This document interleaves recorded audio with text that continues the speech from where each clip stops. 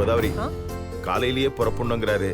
பிள்ளைங்க எல்லாரும் சீக்கிரம் எழுந்து ரெடி ஆக சொல்லு. கண்டிப்பா. வாங்க அங்கிள், வாங்க ஆண்டி, வாங்க கௌதம் மாமா. என்னம்மா ஸ்கூலுக்கு போயிட்டு வரியா? அங்கிள், நான் காலேஜ் படிக்கிறேன். என்ன துர்கா நினைச்சிட்டீங்களா?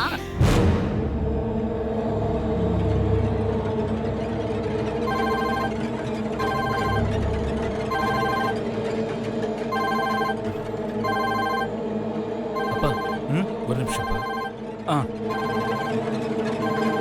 ஏம்மா, நீ காலேஜுக்கு போகும்போது எங்க வீட்டை தாண்டி தானே போற? அப்படியே எங்க வீட்டுக்கு வரலாம்ல? வரேன் ஆண்டி, கண்டிப்பா வரேன். ஹலோ, என்னங்க இது? கோவில் பூஜை அதுன்னு பயமுறுத்துறாங்க. அதெல்லாம் ஜஸ்ட் ஒரு ஃபார்மாலிட்டிஸ் தான். நானும் இதை அவாய்ட் பண்ண எவ்வளவோ ட்ரை பண்ணேன்.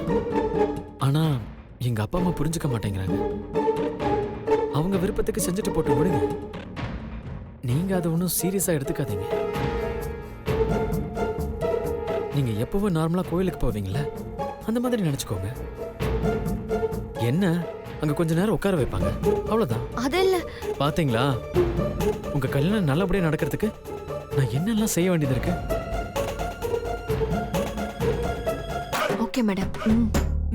வெல், நான் பணக்காரன் ஆகணுன்றதுக்காக தான் உங்க அப்பா அம்மாலாம் உங்களை பெத்து போட்டுருக்காங்க. ஐயோ, கண்ணு வலிக்குதே. என்னமாச்சு? என்னாச்சு? இத என் கண்ணுல குத்திட்ட.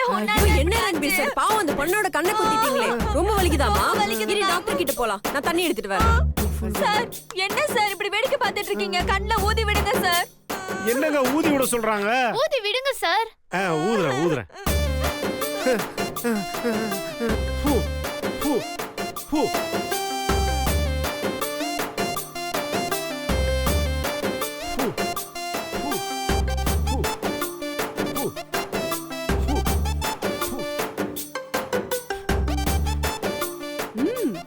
மாட்ன சார், நல்லா ஊதி விடுங்க சார்.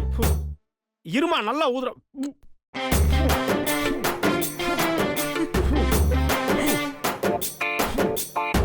என்ன சார் இப்படி அநியாயம் அட பண்றீங்க? இருமா, தூசி இன்னும் போல.